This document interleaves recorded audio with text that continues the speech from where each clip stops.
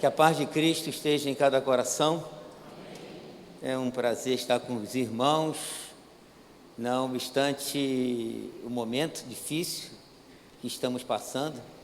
Todos nós estamos passando nessa luta, mas o Senhor é conosco. Tem dado graça à irmã Lourdes, a Weber, a Raquel, a nós, a igreja, e o Senhor vai nos levar a bom termo, porque Ele cuida de nós de uma maneira graciosa. A gente não entende muitas coisas, quer dizer, quase nada. A Dulce, por exemplo, não veio, a minha amada. A gente tem passado uns vales profundos também de enfermidade lá em casa. É difícil, muito difícil. E às vezes uns irmãos chegam para mim e falam assim: o senhor sofre mais do que a irmã Dulce. Eu falo assim: não sofro não, porque eu não sinto o que ela sente, né? Fico triste, mas a dor é só nossa, né? Mas a gente passa junto, mas é uma dificuldade muito grande, mas o Senhor tem cuidado de nós. Ele é bom, Ele é maravilhoso. Vamos continuar intercedendo pelo bispo Weber, e a nossa expectativa, a nossa fé é que o Senhor o levante, é que, se Deus permitir, no futuro bem próximo, Ele seja conosco aqui, pregando a palavra de Deus. E eu já falei com o Senhor que eu quero estar lá na casa de oração, lá em cima, naquele monte que Ele fez lá, tomando aquele café, que só toma aquele café lá, né? Em outro lugar mais nenhum tem aquele café. Então eu falei assim: não, Senhor, eu quero tomar aquele café com Ele, em nome de Jesus Cristo. E essa é a nossa expectativa. Enquanto isso, Deus está tratando de nós, Deus está trabalhando nos nossos corações, e estamos aqui para juntos desenvolvermos esse livro.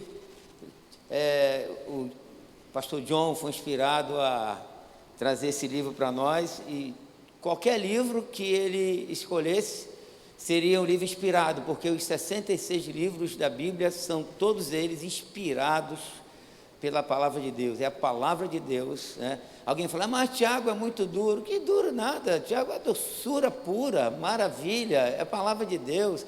E a Bíblia diz que a palavra de Deus é mais doce do que o mel destilado dos favos. Como é que Tiago pode ser rejeitado? Como Levítico pode ser rejeitado? Não, a palavra de Deus de capa a capa é maravilhosa. Amém. Então vamos lá. Coube a mim, Tiago 3, de 1 a 12.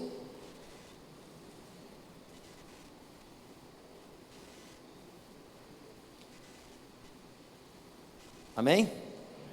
Meus irmãos, não vos torneis muito de vós mestres, sabendo que havemos de receber maior juízo, porque todos tropeçamos em muitas coisas. Se alguém não tropeça no falar, é perfeito varão, capaz de refrear também todo o corpo. Ora, se pomos freios na boca dos cavalos para nos obedecerem, também lhes dirigimos o corpo inteiro. Observai igualmente os navios que, sendo tão grandes e batidos de rijos ventos, por um pequeníssimo leme, são dirigidos para onde queira o impulso do timoneiro. Assim também a língua, pequeno órgão, se gaba de grandes coisas. Vede como uma fagulha põe em brasas tão grande selva. Ora, a língua é fogo, é mundo de iniquidade. A língua está situada entre os membros de nosso corpo e contamina o corpo inteiro, e não só põe em chama toda a carreira da existência humana, como também aposta ela mesma em chamas pelo inferno. Pois toda espécie de feras, de aves, de répteis e de seres marinhos se doma e tem sido domada pelo gênero humano. A língua, porém, nenhum dos homens é capaz de domar. É mal incontido, carregado de veneno mortífero. Com ela, bendizemos ao Senhor e Pai. Também com ela amaldiçoamos os homens feitos à semelhança de Deus. De uma só boca procede bênção e maldição. Meus irmãos, não é conveniente que estas coisas sejam assim. Acaso pode a fonte jorrar do mesmo lugar o que é doce e o que é amargoso? Acaso, meus irmãos, pode a figueira produzir azeitonas ou a videira figos? Tampouco fonte de água salgada pode dar água doce. Que Deus abençoe a leitura de sua palavra. Oremos. Pai querido, te agradecemos pela sua doce palavra. E mais uma vez também queremos entregar novamente o Bispo Weber nas tuas mãos, nosso irmão, nosso amigo de tantos anos, que faz tanta falta. Ó Deus, mas nós acreditamos que Tu és o Deus que cuida de nós. E a nossa fé declara o nosso irmão curado para a glória do Teu nome, restaurado, voltando a esse altar, ministrando a Sua palavra, Senhor. Essa é a nossa fé, Senhor. Nós colocamos a nossa vida nas Tuas mãos, coloco a igreja, ó Deus, aqui da vila nas Tuas mãos, guarda cada irmão, os diáconos, os obreiros, os músicos, os professores e professoras, ó Deus, da igreja, de gente pequena, ó Deus, cada membro, cada um, ó Deus, que está neste lugar, trazido pelo Teu Espírito Santo, que a Tua boa mão continue sobre esse lugar, sobre a irmã Lourdes, que precisa, Senhor, de força, de graça, de fé, de ajuda, de consolo do Espírito, que a Tua filha seja tocada nessa manhã de uma maneira graciosa e que ela saia renovada, Senhor, espiritualmente, emocionalmente e fisicamente. Guarda a Tua serva, guarda nossas vidas e que Tu possas falar aos nossos corações. Nós oramos agradecidos em Cristo e que os santos do Senhor digam amém. Bom, estamos avançando nesta carta, estamos avançando porque o pastor John, pastor Edilson, pastor José Nildo tem trazido essa epístola, exposto essa epístola para os irmãos, né? E Tiago, após falar sobre fé e obra no contexto do que é o capítulo 4, verso de número 14 a 26, ele fala de fé em obra, é um texto também muito interessante, muito maravilhoso. Mas agora, no capítulo 3, nesse primeiro bloco, do versículo 1 ao versículo 12, ele começa a falar sobre a língua, né? O pecado da língua e o dever de refreá-la. É um assunto também muito importante para nós. Aí eu começo com uma pergunta aos irmãos, e a pergunta é a seguinte: que efeito têm nossas palavras sobre aqueles que nos ouvem? As pessoas que se relacionam conosco, qual é o efeito que as nossas palavras têm feito, surgido na vida dessas pessoas que estão ao nosso lado? Mas quando nós falamos em fala, em língua, Davi, ele entendeu uma coisa muito interessante, porque o texto de Tiago, ele é profundo, ele é forte, mas Davi entendeu algo que nós precisamos entender, que para qualquer coisa no reino de Deus, nós precisamos de Deus. É Deus quem nos capacita, é Deus quem nos sustenta, é Deus que nos inspira, é Deus que nos ajuda. E nesse tema sobre a língua, Davi, ele faz uma oração no Salmo 141, no versículo de número 3, eu quero ler esse texto com os irmãos. Ele entendeu que ele precisava do Senhor, e nós precisamos entender que nós precisamos do Senhor. No Salmo 41, no versículo 3, ele faz a seguinte oração: põe guarda, Senhor, a minha boca. Ele diz: vigia a porta dos meus lábios. Quer dizer, ele pede ao Senhor para que o Senhor pudesse colocar guarda em sua boca e pediu que o Senhor vigiasse a porta dos seus lábios. Quer dizer, ele entendeu que ele precisava do Senhor. Obviamente, quando nós falamos da soberania de Deus, existe a responsabilidade humana, né, que alguns chamam do grande mistério, um dos grandes mistérios do cristianismo, né? Essa operação de Deus na nossa vida e a responsabilidade que nós temos de viver o evangelho do reino de Deus. Mas eu me junto a Davi e oro junto com os irmãos e com Davi para que Deus nos ajude, porque eu quero que pessoas sejam edificadas, aquelas que se relacionam comigo, aquelas que vivem do meu lado, eu desejo que elas sejam edificadas, né? E Tiago, ao introduzir o assunto sobre a língua, ele começa falando sobre os mestres. No versículo de número 1, ele diz: não vos torneis muito de vós mestres, sabendo que havemos de receber maior juízo. E o que parece que esse primeiro verso não tem nada a ver com os versos posteriores, né? Porque Tiago começa falando sobre o ensino, né? Só que o ensino, ele está ligado justamente em dois aspectos. O primeiro aspecto, que o mestre, ele vai ser julgado não só pelo que ele ensina, né, mas pelo que ele vive, porque quando a gente ensina, a gente procura viver, né? Isso não significa que todas as mensagens que eu prego, por exemplo, essa mensagem que eu vou dividir com os irmãos, esse bloco, eu confesso com os irmãos que eu estou junto com os irmãos, eu estou pedindo a Deus para me ajudar, porque é sempre um desafio. Eu não cheguei lá, mas eu estou junto com os irmãos, eu estou caminhando, estou no gerúndio, eu estou prosseguindo, né, nessa caminhada para que nós sejamos perfeitos varões e que o nome do Senhor seja glorificado. Então, o mestre, ao ensinar, ele tem uma grande responsabilidade. E, por outro lado, por outra perspectiva, o mestre, ao ensinar, ele fala. E, quando ele fala, ele precisa ter cuidado como ele fala, né? Porque nessa fala ele pode tanto edificar, como pode também destruir. E Tiago, quando ele fala desse assunto da língua, no capítulo 3, ele já tinha mencionado esse assunto lá no capítulo 1, quando ele introduz esse tópico sobre língua, em Tiago capítulo 1, queria que os irmãos voltassem lá para o capítulo 1, quando ele diz, lá no versículo 19, ele diz: sabeis estas coisas, meus amados irmãos, todo homem, pois, seja pronto para ouvir, tardio para falar, tardio para se irar. Então, nesse verso 19, ele coloca três coisas aqui. Todo homem seja pronto, primeiro, para ouvir. Aí ele diz o seguinte: olha, mas, por favor, seja um tardio para falar. Quer dizer, o que é tardio no falar? Antes de falar, pensar. Porque o justo, ele deve pensar antes de falar. E no versículo 26 desse capítulo 1, Tiago também diz o seguinte: se alguém supõe ser religioso, deixando de refrear a língua, antes enganando o próprio coração, a sua religião é vã. Uau!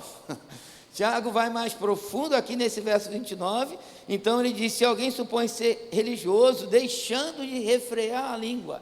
Então veja, no verso de número 19, melhor dizendo, ele diz que nós precisamos ser tardios para falar. No verso 26, ele diz que nós precisamos refrear nossa língua. Quer dizer, refrear a língua é não ficar mudo, né? Porque não precisa você ficar mudo, não vou falar nada, porque se eu falar, eu vou falar besteira. Não é isso que Tiago está dizendo. Refrear a língua é ser uma pessoa prudente na fala. Então, Tiago, ele começa, desde o capítulo 1, já sinalizando esse tema na sua epístola, mostrando aos seus ouvintes originais o cuidado que nós, como cristãos, devemos ter com a nossa fala. E no capítulo 3, voltando então para o texto de base, no capítulo 3, no versículo 2, ele começa com um contraste, que eu chamo esse contraste ao mesmo tempo de maravilhoso e de assustador, porque no verso 2 ele diz: porque todos nós tropeçamos em muitas coisas. Parte A. Parte B ele diz: se alguém não tropeça no falar, é o quê? Uau! Quem deseja ser um perfeito varão, diga amém. Então, um dos caminhos, né, que são alguns caminhos, um dos caminhos, né, bíblico é que nós não venhamos a tropeçar no falar, né, perfeito varão. Aí ele diz, vou repetir a parte B: se alguém não tropeça no falar, é perfeito varão, capaz, leiam bem alto comigo, capaz de refrear também o quê? Todo o corpo. Então, isso é muito maravilhoso, é um contraste maravilhoso e assustador também, né? Porque quando essa fala nossa for controlada, essa fala for inspirada, essa fala for contida, repensada, pensada, Tiago diz que nós iremos ser capazes de refrear também todo o nosso corpo, quer dizer, todo o nosso impulso, ele será também refreado. Então, tropeçar no falar, quer dizer, falar o que nós não devemos falar. Então, quando nós falamos o que nós não devemos falar, nós tropeçamos. Mas não podemos nos esquecer que a língua é só uma reprodutora de uma fonte que jorra de dentro. A língua não é um órgão independente. A língua, ela não fala o que ela quer falar. A língua tem uma fonte que a inspira, que a conduz. E Jesus, ele fala dessa fonte, né? Porque ele diz que a boca fala e que está cheio o coração. Quer dizer, então, Tiago, ele tem esse contexto, ele não é um texto isolado de toda a Escritura. Então, ele tem um contexto da Escritura mostrando que a boca fala o que está cheio o coração. E muitas vezes, nós pecamos na fala, nós somos imprudentes na fala, porque o nosso coração, ele não está cheio de fato da palavra de Deus. Não está cheio de Deus. Hoje nós oramos: Espírito, enche a minha vida, enche-me com teu poder. Então, uma vida cheia do Espírito Santo, obviamente, essa pessoa, ela vai falar as coisas de Deus.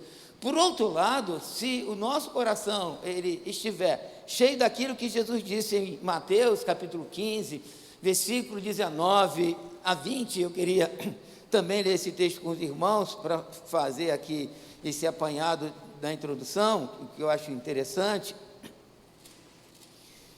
Mateus capítulo 15, quando Jesus fala da tradição dos anciãos, que Jesus foi criticado porque comia sem lavar as mãos, e os fariseus, ele comeu sem lavar as mãos, que fazia parte daquela religião fria, indiferente, judaica no tempo de Cristo.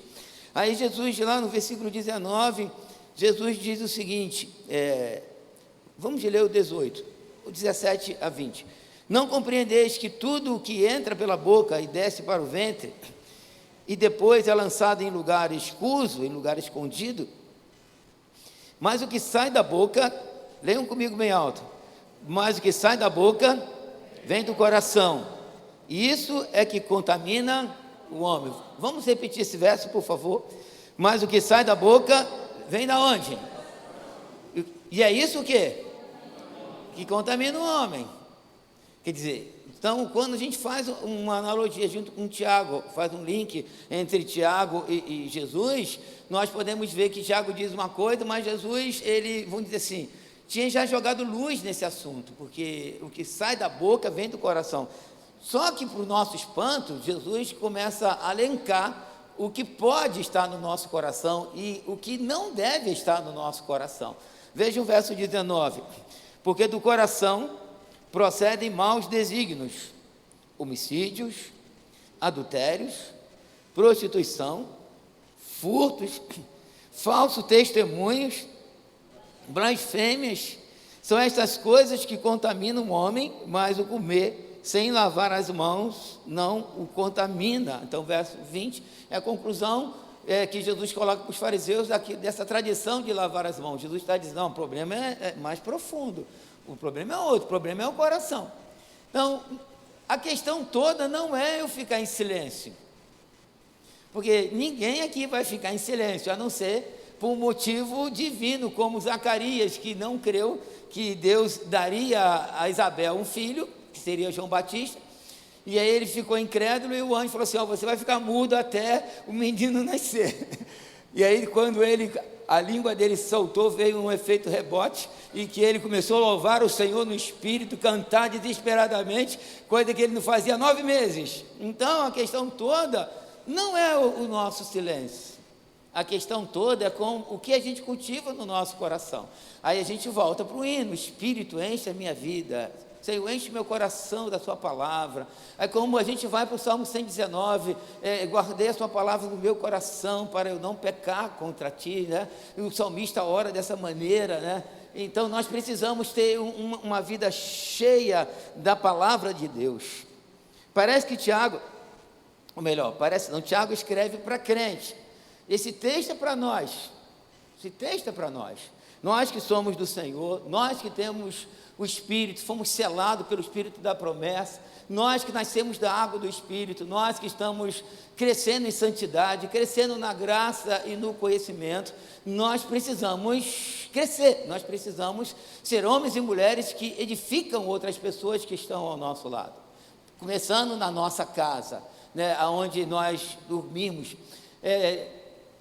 Quando eu ordeno o diácono lá na congregação do Fragoso, eu faço um gabinete com ele, mas chamo a mulher dele. E eu começo com uma pergunta para a mulher do futuro diácono, quer dizer, do candidato.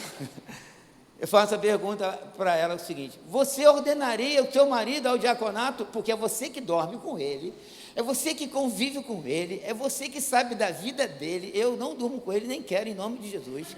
Então, é você que dorme com ele, é você que sabe dele. Você ordenaria esse homem ao diaconato? Você queria um diácono desse na sua igreja? Aí ela olha para ele, ele olha para ela. Ele tinha que filmar a cara dele e a cara dela, nesse momento. Aí ela fala assim: não, bispo, ele é um homem de Deus. Aí ela faz um adendo, né? Fala assim: ele não é perfeito. Eu falei: não é isso que eu estou te perguntando. Porque a gente não está falando de perfeição aqui. A gente está falando, perfeição é no céu. Enquanto nós estivermos aqui, a gente vai ser exortado por Tiago, por Jesus, por todos os profetas, todos os apóstolos. A gente vai vir para cá, a gente vai ser, como diz a palavra, Paulo diz que a profecia serve para edificar, exortar. Vamos ser exortados, vamos ser edificados e consolados. Mas a profecia, ela não tem só a edificação e o consolo, ela tem a exortação. A gente precisa ser exortado, porque eu quero melhorar. Você quer? Então, nós queremos melhorar. Então, Tiago fala para crente. Aí, o que Tiago faz? Tiago, para mostrar a gravidade dessa questão, desse tema da língua, ele faz 3 analogias. Voltemos para o texto de base, no versículo 3, 4 e 5. No versículo 3, ele faz a analogia do freio, quando ele diz o seguinte: eu mandei você abrir, pedi para você abrir, mas eu não abri. Estava lá em Mateus, deixa eu chegar lá. No versículo 3 ele diz: ora, se pomos freio na boca dos cavalos para nos obedecerem, também lhes dirigimos o corpo inteiro. Então, nessa primeira analogia, ele fala do freio, que a gente puxa o cavalo para a direita e para a esquerda.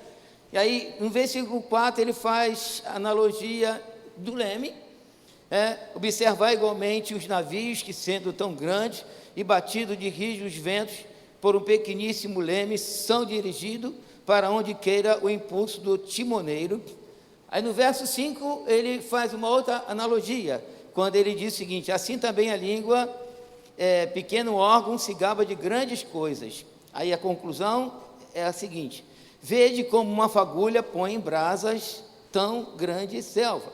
Então, no verso 3, na analogia do cavalo, ele fala da direção do navio leme, e aí ele fala, na conclusão, que uma fagulha põe em brasa uma grande selva, e ele diz que a língua, na parte A, ela, pequeno órgão, se gaba de grandes coisas. Quer dizer, o que a gente sente, o que a gente quer, é expresso na nossa fala. Quer dizer, a gente pode ser resumido naquilo que nós falamos. Se a gente quiser conhecer alguém, a gente precisa conhecer, ouvir esse alguém. Por exemplo, a gente chega, às vezes a gente fala assim: poxa, aquele irmão é uma benção, quietinho, não fala nada. Por que alguém que não fala nada é uma benção? Porque a gente não conhece ele. Eu, por exemplo, tenho muita facilidade eu tenho 2 filhos, né? O Estevão e o Jonatas. O Estevão sempre foi aquela pessoa assim que sente, manda. Sabe como é que é? O que acha, que sai falando. E o Jonatas tem o tipo da mãe, mais calado, mais comedido. Aí eu olho para o Jonatas está... Hoje ele fala mais, né? Já está com 36 anos, pai de filho, já amadureceu. Aí o Estevão continua falando, né? Estevão falou: não gosta, manda ver, né? Eu já tive vários pega com ele, mas eu não tenho dificuldade com isso. Por que eu não tenho dificuldade com isso? Porque eu sei o que ele pensa, o que ele quer. Porque quando a gente se relaciona com alguém que a gente chama de benção, que é quietinho, não fala nada, sei lá o que ele está tramando. Sei lá, o cara está olhando assim para mim, vou pegar esse bicho lá fora. Então a fala é importante. Nós precisamos falar. Mas falar o quê? Falar o quê? Falar coisas que edificam, porque a língua, ela se gaba de grandes coisas. Então, Tiago mostra que as nossas palavras podem abençoar, ou as nossas palavras podem fazer mal, que podemos edificar e que podemos derribar, né? A gente precisa ter cuidado com isso. Podemos louvar a Deus, e louvamos aqui, tivemos aqui 4 louvores ao Senhor, mas podemos também blasfemar contra Deus. O leme dá direção ao grande navio, determina a direção. A língua é pequena, mas também dá direção para nossas vidas. Às vezes a gente perde coisas, a gente machuca, e acho que a maior preciosidade que a gente perde nessa questão da fala é a amizade. E às vezes a gente perde grandes amizades porque a gente não fala a verdade em amor, ou a gente fala mal dos nossos amigos, e a gente perde muita gente. E das 3 analogias, a que eu acho mais forte é a da fagulha, que põe em incêndio toda uma selva, queima tudo, destrói tudo. Então a língua pode fazer uma desgraça, um grande estrago na igreja, dentro de casa, no trabalho, ou seja, onde que a gente estiver. Então, tipo assim, uma palavra de calúnia.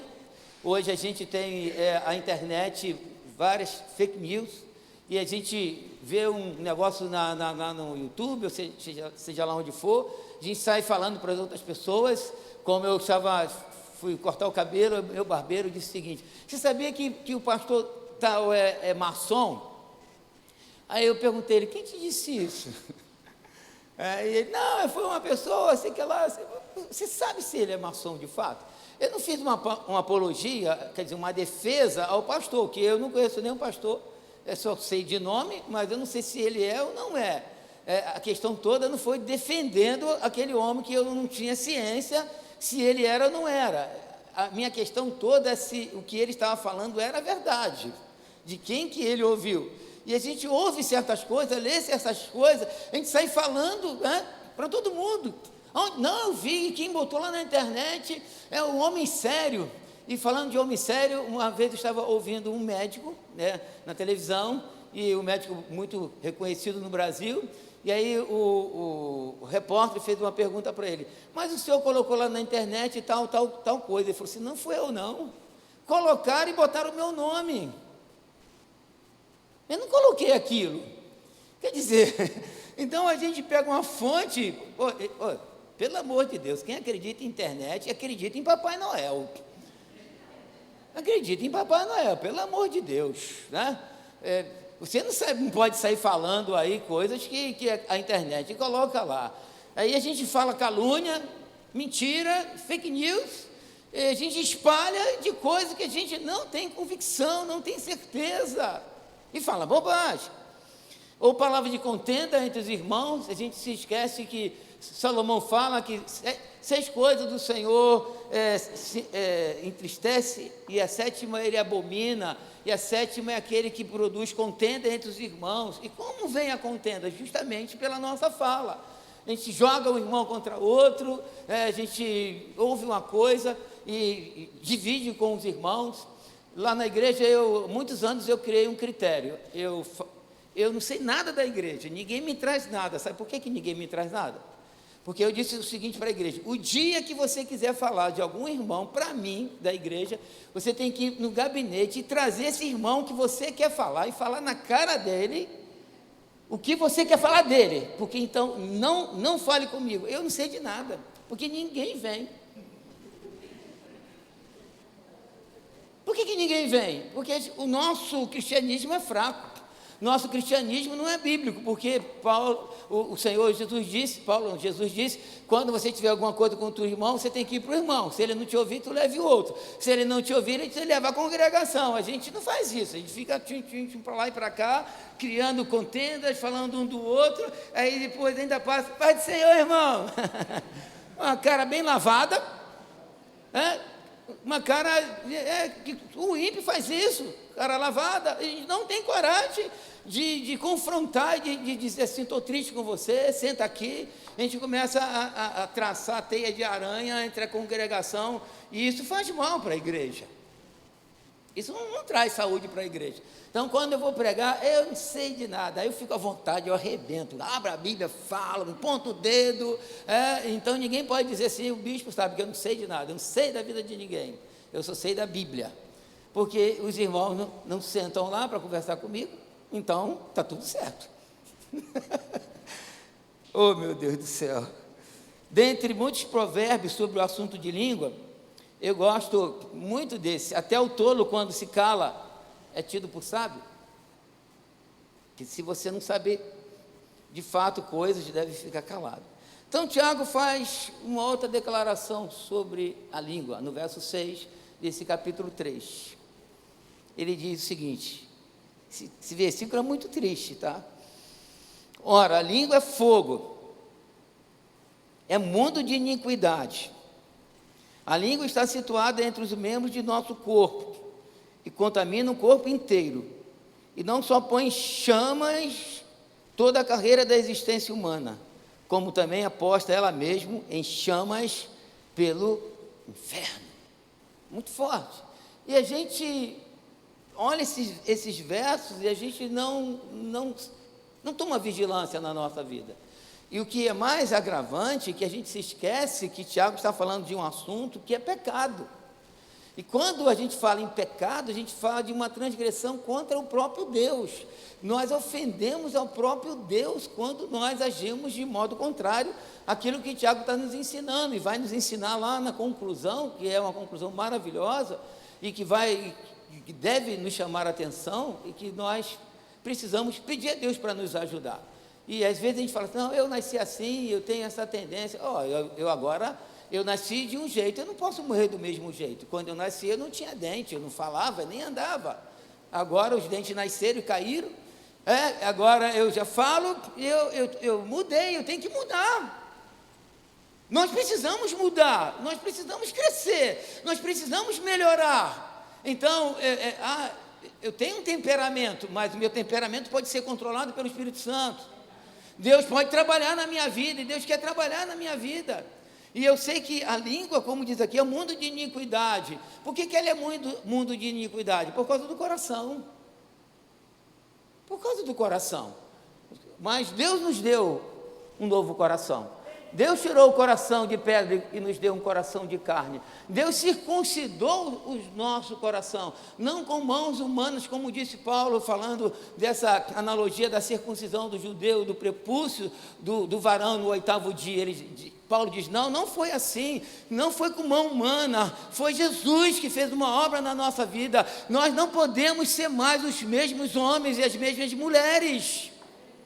Nós não podemos ser chamado alguém, não sei, da nossa família, né, da repórter, daquela que fala de todo mundo, daquela maledicente, daquela fofoqueira, daquela língua de trapo. Não, a gente agora é crente. Agora a gente precisa ser reconhecido de maneira diferente, porque nós somos do Senhor. Temos que ser chamado a tia que louva a Deus. Você vai lá na tia... Ah, sua tia, mãe, a tia só fala de Bíblia, só fala de Jesus, canta aí todo dia, na casa dela é uma bênção. Aí quando é garota assim, não vou lá não. Um sobrinho meu passou umas férias lá em casa, aí a minha irmã, ele era pré-adolescente, aí chegou lá assim, mãe, eu não preciso mais orar esse ano, porque eu já orei tudo na casa do tio Jorge. Eu orei tudo que eu tinha que orar esse ano, não preciso mais orar. Então a nossa casa tem que ser assim, a nossa vida tem que ser assim, uma vida no Senhor. Então, Tiago, ele faz essa declaração no verso 6, e me assusta, porque, vejam só, eu quero dividir esse verso 6 em três etapas. Primeiro, ele diz que a língua é fogo. Quando ele diz que a língua é fogo, ele volta no verso 5, naquela analogia da fagulha, que põe chama. Depois, segundo, ele diz que a língua é mundo de iniquidade. Então, quase todos os pecados passam pela língua. Mentira, o adultério, a blasfêmia, a divisão, a contenda, a soberba, todas elas, é um mundo de iniquidade, né? E, por último, contamina o corpo todo. E, finalizando, versículo 6, lá no final ele diz assim: como também é posta ela mesma em chamas pelo inferno. Quer dizer, é algo que a gente precisa pensar e falar: Senhor, tem misericórdia de mim. Tiago, ele faz só contraste chocante. Verso 7 ao verso 9, ele diz: pois toda espécie de feras, de aves, de répteis, de seres marinhos, se doma e tem sido domado pelo gênero humano. A língua, porém, nenhum dos homens é capaz de domar. É mal incontido, carregado de veneno mortífero. Com ela bendizemos ao Senhor e Pai, também com ela amaldiçoamos os homens feitos à semelhança de Deus. De uma só boca procede bênção e maldição. Só até aqui a parte A, do verso 10. Então, Tiago faz um contraste, né? A língua, nenhum homem é capaz de domar, é mal incontido, carregado, com ela bendizemos, com ela amaldiçoamos. Oh, meu Deus do céu, isso me choca, isso parece muito incoerente. Aí, quando a gente avança um pouquinho mais, esse verso 10 que eu parei na parte A, na parte B, Tiago diz o seguinte: meus irmãos, não é conveniente que estas coisas sejam assim. Quando a gente entra aqui nesse último bloco, ele para mim é uma conclusão muito interessante, porque o que parece, na minha interpretação, do versículo 1 ao versículo 10, parte A, Tiago está fazendo contraste, mostrando o perigo da língua. Se a gente fosse embora, a gente ia sair daqui dizendo o seguinte: fosse embora agora, não tem jeito, é isso aí, a língua é isso, o Tiago mesmo disse isso, não tem jeito, a gente vai bem dizer uma hora, vai amaldiçoar outra hora, tudo se domina, tudo se doma, mas a língua é indomável e não tem jeito para nós. Mas não é isso que Tiago está dizendo. Tiago, ele monta uma introdução longa, do verso 1 ao verso 10, parte A, mostrando assim um lado da língua. Mas quando ele começa a aplicar esse ensino, na parte B, ele diz: meus irmãos, não é conveniente que essas coisas sejam assim. Quer dizer, o Espírito Santo usa Tiago para mostrar que nós cristãos podemos ser diferentes, não por causa da nossa força em si, mas por aquilo que Deus fez na nossa vida, pelo Espírito Santo que nos foi outorgado.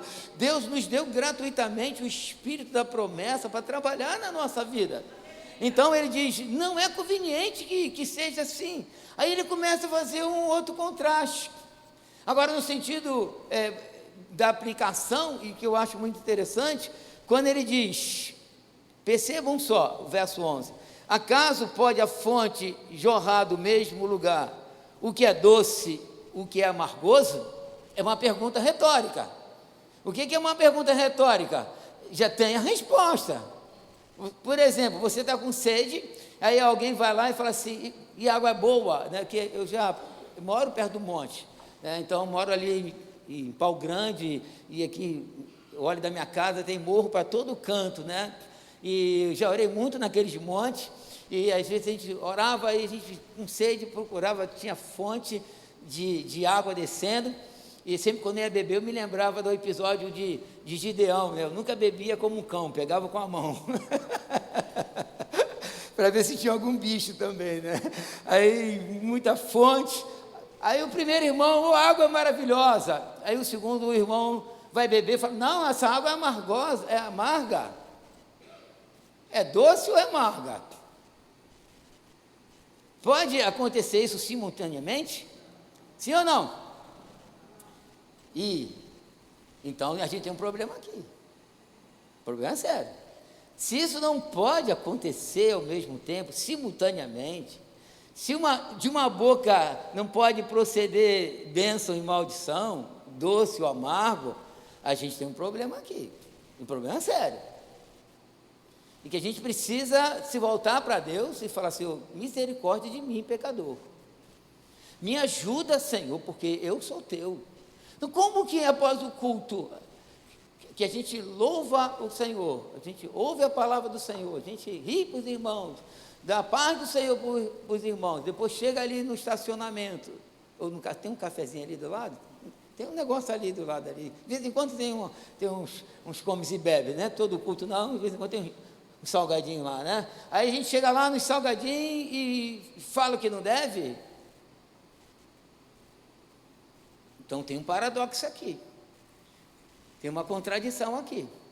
Então a gente tem que reavaliar a nossa fé, a gente tem que reavaliar os nossos corações, que tem alguma coisa errada. Porque quem acredita que a Bíblia é a palavra de Deus, diga amém. Amém. Então vamos voltar para o texto. Vamos ver o que Tiago diz.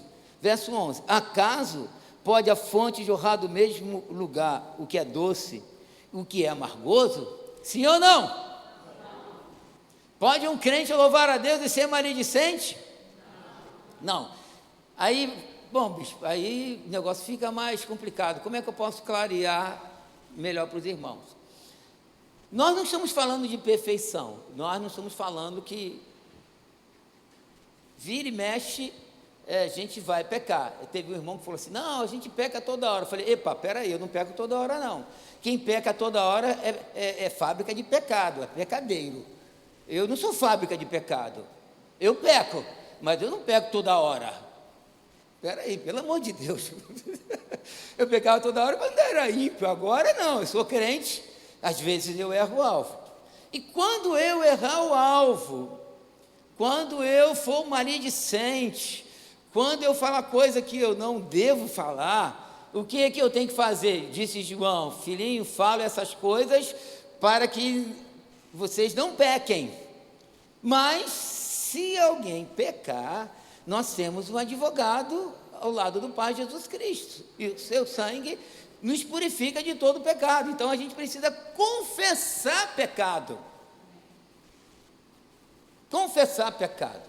Todas as vezes, nós como cristãos, falamos o que não devemos falar, ou mentimos, ou calúnia, ou blasfêmia, ou maledicência, seja lá o que for, nós precisamos nos voltar para Deus. Nós precisamos entender que isso é pecado.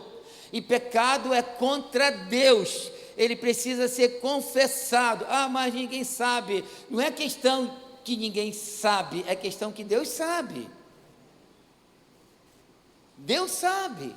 E a gente precisa se voltar para o Senhor. Por isso nós estamos aqui, ouvindo a palavra de Deus. E a gente precisa ter essa sensibilidade do Espírito Santo. A gente precisa ser cheio do Espírito Santo para que a gente possa compreender que quando nós pecamos contra alguém, quando nós falamos alguma coisa contra alguém, é pecado. Tem pecado de adultério, tem pecado de furto, tem vários tipos de pecado, e um deles, a língua, ela está aí na frente, e a gente precisa se voltar contra o Senhor, sentir esse peso. Mas Tiago prossegue no verso 12. Acaso, meus irmãos, ele continua no contraste, né? Pode a figueira produzir azeitona ou a videira figos? Sim ou não? Não. Acho que lá no Teresópolis tem uma figueira que tem. Está nascendo figo lá. Você até me mostrou em novembro, estava começando verão, né? Já estava maiorzinho, né? Aí passei lá, irmã Lourdes, aqui uma figueira, já estava uns figuinhos pequenininhos. E a pessoa passando, aqui bicho, uma figueira está produzindo uva.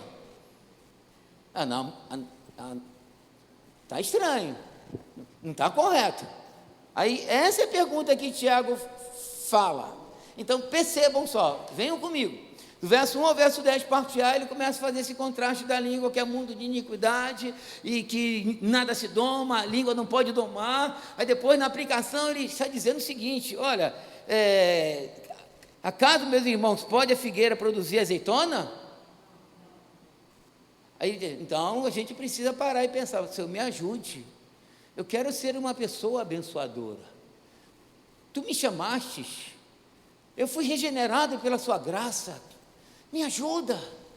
Aí, em vez de você que tem essa tendência de ficar sempre falando de alguém, falando mal de alguém, tem gente que tem aquela tendência de criticar, critica todo mundo, critica tudo, nada está bom, nada presta. Você precisa mudar a sua perspectiva, mudar a sua visão, como você vê as coisas, porque a vida é bela. Eu estou olhando, comecei uma reunião de oração, quer dizer, tinha parado na pandemia, consegui voltar agora, que era todo sábado de manhã, de 7h30 às 9h, e aí eu deixo 15 minutos para a gente ler a Bíblia. A gente começou lá em Gênesis, eu li os 3 capítulos primeiro de Gênesis, estava lendo o capítulo da criação, quando Deus começou a criar as coisas, e diz, e viu Deus que era bom, e viu Deus que era bom, e viu Deus que era bom. Quando Ele criou o homem, viu Deus que era muito bom. Então a vida é bela. Ela é mista, tem as dores, tem as guerras, mas até nas dores, nas guerras, a gente pode ver coisa boa. Deus está trabalhando na nossa vida, Deus é bom. Então você que tem essa língua crítica, o Espírito Santo quer mudar o seu coração para que a sua língua seja mudada. E você olhar coisa boa da vida.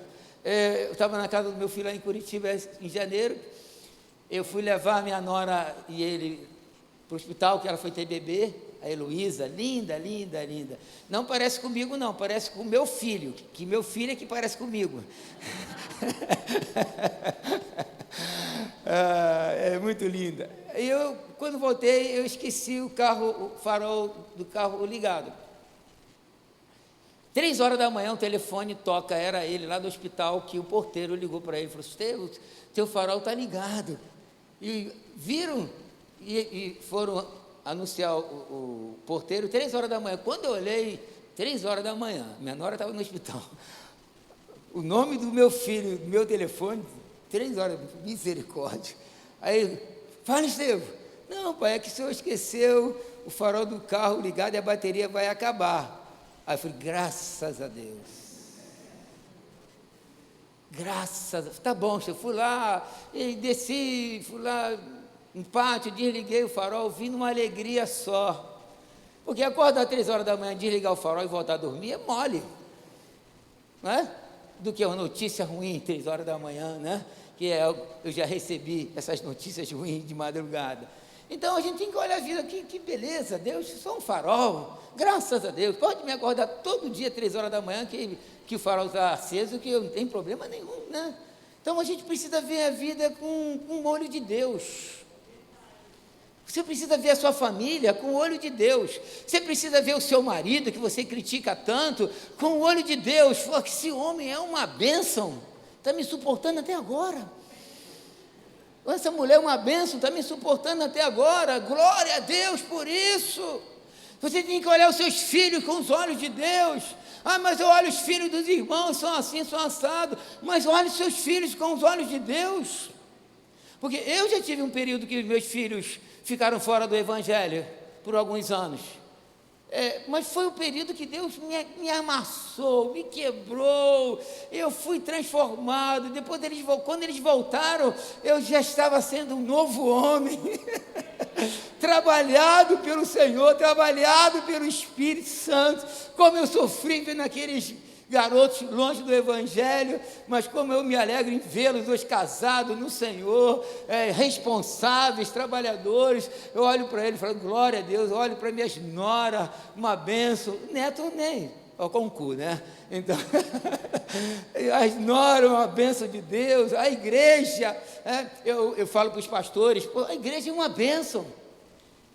Porque às vezes os pastores falam, não, a gente tem paciência com a igreja. Falei, que nada, irmãos, a igreja tem muito mais paciência com os pastores do que os pastores com a igreja. Quantas fraquezas vocês já suportaram do bispo Weber aqui, estão aqui até hoje? Sem contar a fracosa, eu não vou, tenho até vergonha de falar. Entendeu? Então, eles estão lá me sustentando, vou fazer 31 anos naquela congregação, pregando domingo de manhã, domingo de noite, meio de semana, e o pessoal lá me aguentando, meu jeito hiperbólico, acelerado, eles estão lá aguentando. Uma bênção. Então, a vida é bela. Você pode dizer isso bem alto comigo? A igreja é bela. O pastor é belo. A sogra é bela. Os filhos, a nora, para a glória do Senhor. A língua, completando, concluindo, é um órgão importante. porque com ela nós podemos declarar a nossa fé. Aí vem Paulo e diz assim: se com a tua boca confessares a Jesus como Senhor. Só que ele não para aí, ele completa: e no seu coração creres que Deus o ressuscitou dentre os mortos, tu serás salvo. Então a gente crê com o coração. Aí eu creio com o coração. Tudo bem, mas qual é a evidência? É o confessar com a boca. Nossa boca tem que confessar que Jesus Cristo é o Senhor. Que Deus nos guarde, que Deus nos preserve. Eu quero ser uma bênção na mão do Senhor. Se você quer, fique de pé comigo, eu quero orar por nós. Quero pedir a bênção do Pai Celestial sobre as nossas vidas. Nosso Deus e nosso Pai, encha-nos do Espírito Santo, que nós possamos sair deste lugar exortados a sermos homens e mulheres cheios do Espírito Santo, que nosso coração, Senhor, possa guardar a sua palavra, e que a nossa boca possa confessar que Jesus Cristo é o Senhor, e que nós, ó Deus, possamos falar para a edificação dos irmãos. Ó Deus, isso inclui a verdade que é dita com amor, mas que nós não venhamos a nos omitir, achando que se falarmos a verdade, o irmão vai se ofender. Ó Deus, mas que nós possamos falar a verdade em amor. Guarda o nosso coração, que nós sejamos uma bênção, que sejamos fiéis ao Senhor, que possamos ser, ó Deus, anunciadores de coisas boas, porque diz a sua palavra: quão formosos são os pés daqueles que anunciam coisas boas. Que a nossa casa seja uma casa, Senhor, que quando nossa família se chegar, possa ouvir coisas boas, que a nossa família possa sair edificada, nossos irmãos, nossos amigos, quando nós estivermos no trabalho, na faculdade, no colégio, com a vizinhança, na igreja, no pátio da igreja, Senhor, em comunhão, que possamos, ó Deus, nos edificar, na qualidade que Paulo disse: quando vos reunis, um tem salmo, outro tem hino, outro tem língua, outro tem interpretação, outro tem revelação. Quando nos reunirmos, possamos nos edificar mutuamente, Senhor. Guarda a nossa vida. Mas eu sei, Senhor, que tudo começa no coração, que sejamos homens e mulheres de coração quebrantados, homens e mulheres piedosos, homens e mulheres que possam te honrar, Senhor, cada dia das nossas vidas. Seja conosco, ó Deus, o que eu recebi do Senhor, eu também estou entregando à tua igreja nessa manhã. Essa é a igreja que pertence a ti, Senhor, esse altar que é o altar do Senhor, em nome de Jesus. E eu termino mais uma vez colocando o meu irmão, meu amigo nas tuas mãos novamente. Não me canso de fazer isso, Senhor. Guarda o teu servo, Senhor. Visita-o naquele hospital, e a irmã Lourdes, e todos quantos entraram nesse lugar possam sair exortados, Senhor. Que nós possamos sair pensando: eu não posso ser uma fonte de água doce e de água amarga ao mesmo tempo. Eu sou uma videira, não posso produzir figo, sou do Senhor. Ó Deus, guarda nossas vidas e leva-nos em paz, debaixo do seu poder e amor, em nome de Cristo Jesus, e que os santos do Senhor digam amém.